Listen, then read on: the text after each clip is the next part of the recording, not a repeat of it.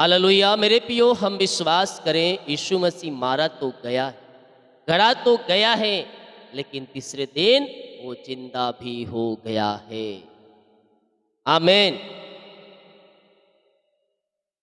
देखिए, लूका 23 अध्याय के जब उसके 8 वचन से देखेंगे तो यहाँ पास हेरोदेस के सामने यीशु को ले जाया जान। हेरोदेस यीशु को देखकर बहुत ही प्रसन्न हुआ, क्योंकि वह बहुत दिनों से उसे देखना चाहता था। इसलिए कि उसके विषय में सुना था, उसे कुछ चिन्ह देखने की आशा रखता था। जब यीशु हृदय के पास पहुंचा तो हृदय मन में सोच रहा होगा कि यहाँ पास यीशु कुछ अद्भुत कार्यों को दिखाएगा, अपने हाथों की कला को दिखाएगा, जो चमत्कार उसके हाथों से होते थे उसको दिखाएगा। इसलिए वो बहुत प्रसन्न हुआ कि यीशु आ रहा है मेरे सामने, और वो भी दोषी बनकर।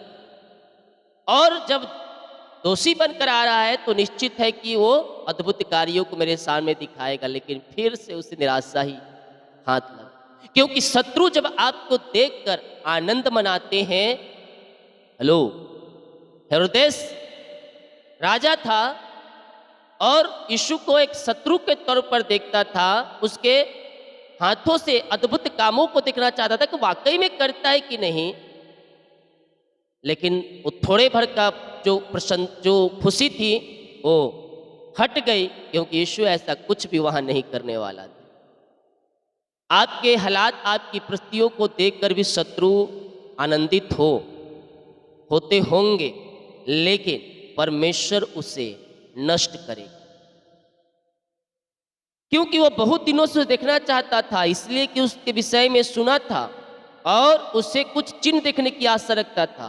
वह उससे बहुत सी बातें पूछता रहा, पर उसने कुछ भी उत्तर ना दिया। प्रधान याजक शास्त्री खड़े हुए तन मन से उस पर दोष लगाते रहे। प्रधान शास्त्री और फरीसी और वहां के लोग क्या करें, उसके ऊपर तन मन से क्या कर रहे हैं, उसे दोष लगा रहे हैं कि ये दोषी है, दोषी है, दोषी है। लेकिन यीशु ने क्या दोष किया था, बताने का किसी के में शब्द नहीं था, केवल इतना कि यह परमेश्वर का पुत्र हूं। हालेलुया। और बातें ऐसी करते थे जाने वह बातें ऐसी करता था मानो यह आज्ञा दे रहा। उससे बातों को चिढ़ में ये लोग क्या हो गए, यीशु के विरोधी हो गए और क्रूस पर चढ़ा दी। मेरे प्रियो, हमें इन दिनों विश्वास करना है कि हमारे शत्रुओं का भी पलटा परमेश्वर लेगा।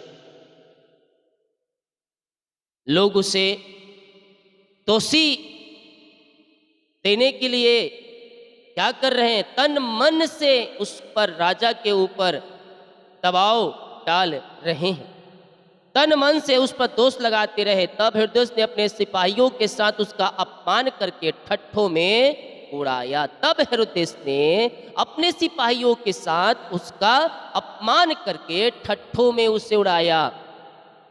हालेलुया। ठट्ठों में उसे उड़ाया, अपमान किया। किसके खातिर? हमारे और आपके खातिर, ताकि उसके कोड़े खाने के द्वारा हम सब चंगे हो जाएं। हालेलुया। शत्रु आपके पीछे पड़े हो, आपको नीचे दिखाने की कोशिश कर रहे हो, लेकिन परमेश्वर पलटा लेने वाला परमेश्वर। आप अपने आंखों से खड़े खड़े आप अपने आंखों से देखेंगे शत्रु की कीले ढहेंगे, उनकी डिंग मारने की बातें उनके जीवन से निकलेगी, क्योंकि परमेश्वर आपके साथ। आपको कुछ करने की आवश्यकता नहीं है, परमेश्वर अपने आप कार्य करता है।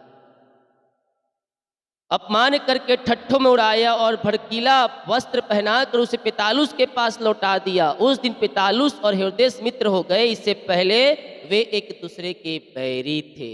यहाँ यीशु मसीह क्या कर दिया, अपने ऊपर दोष लगाते भी दो दुश्मनों को क्या कर दिया, मेल मिलाप कर दिया। आमेन। परमेश्वर का वचन सामर्थी है, वो जहां पड़ जाए वहां कार्य करके निकलता है। परमेश्वर का सामर्थ्य काफी है, परमेश्वर की उपस्थिति काफी है शत्रु की सारी तहस नहस करने के लिए। दो शत्रु क्या बन गए, मित्र बन गए। यानी कि परमेश्वर वहां भी क्या कर दिया, यीशु मसीह ने मेल मिलाप की आत्माओं को दे दिया। आमीन। जितने लोग कमेंट बॉक्स में डाल रहे प्रार्थना रिक्वेस्ट आप सभी के लिए मैं प्रार्थना